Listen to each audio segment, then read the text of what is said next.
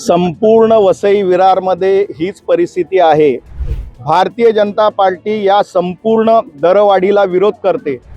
आमचे मुख्यमंत्री देवेंद्र फडणवीस साहेब यांनी MMRDAच्या माध्यमातून 185 MLD जे पाणी वसई विरारला दिलं, ते पाणी सुद्धा आज वसई विरारच्या वेशीवर आहे। विरारला कोपरला येऊन पोहोचलंय, शहरामध्ये पोहोचत नाही, कारण या ठिकाणचं नेटवर्क नाहीये। बेजबाबदार आणि ढिसाळ कारभारामुळे आज वसई विरारकरांना पाण्यापासून वंचित राहावं लागतंय। संपूर्ण वसई विरारमध्ये हीच परिस्थिती आहे आणि अशी परिस्थिती असताना दुसऱ्या बाजूला सत्ताधाऱ्यांनी आणि आयुक्तांनी पाणीपट्टी वाढ आणि घरपट्टी वाढ करण्याचे संकेत दिलेले आहेत।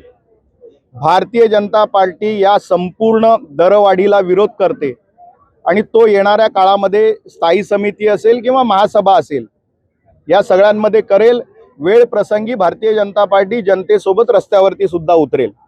आता तुम्ही म्हणता की महापौरांच्याच वॉर्डमध्ये, तर हे संपूर्ण परिस्थिती आहे की गेल्या अनेक वर्षामध्ये आम्ही जी मागणी केली, श्वेतपत्रिका काढा, त्याचं कारणच हे होतं की 2009 साली महापालिका झाली आणि आजपर्यंत या ठिकाणची लोक पाण्यासाठी तरसत आहेत।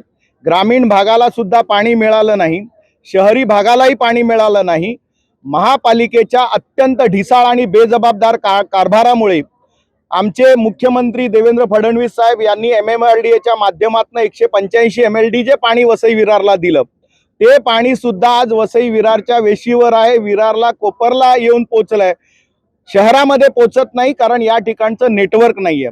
त्यामुळे बेजबाबदार आणि ढिसाळ कारभारामुळे आज वसई विरारकरांना पाण्यापासून वंचित राहावं लागतंय आणि त्यामुळे महापौर काय, उद्या सगळ्याच प्रभागामध्ये हीच परिस्थिती आहे, कारण त्याला जबाबदार या ठिकाणचे सत्ताधारी।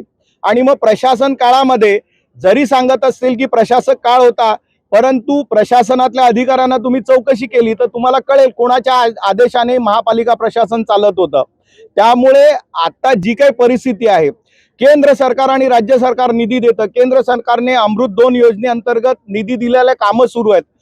MMRDAच्या माध्यमातून मुख्यमंत्र्यांनी 185 MLD पाणी दिलं, पण ते पाणी शहरात फिरवण्यासाठी ज्या पद्धतीचं नियोजन लागतं, ते नियोजन महापालिका करू शकली नाही, या ठिकाणचे सत्ताधारी करू शकले नाही। त्यामुळे पाणी असून सुद्धा लोक उपाशी आहेत। म्हणजे धरण उशाला आणि कोरड घशाला अशी पद्धत जी ग्रामीण भागामध्ये होते, तीच पद्धत आज वसई विरारकरांच्या बाबतीत आहे। त्यामुळे येणाऱ्या काळामध्ये ही सगळं जर सुधारलं नाही तर विरोधी पक्ष म्हणून, पहारेकरी म्हणून आम्ही प्रशासनाला याचा जाब विचारू आणि त्यांना रस्त्यावरती या सगळ्या कामासाठी रस्त्यावरती दिवसरात काम करायला लावू।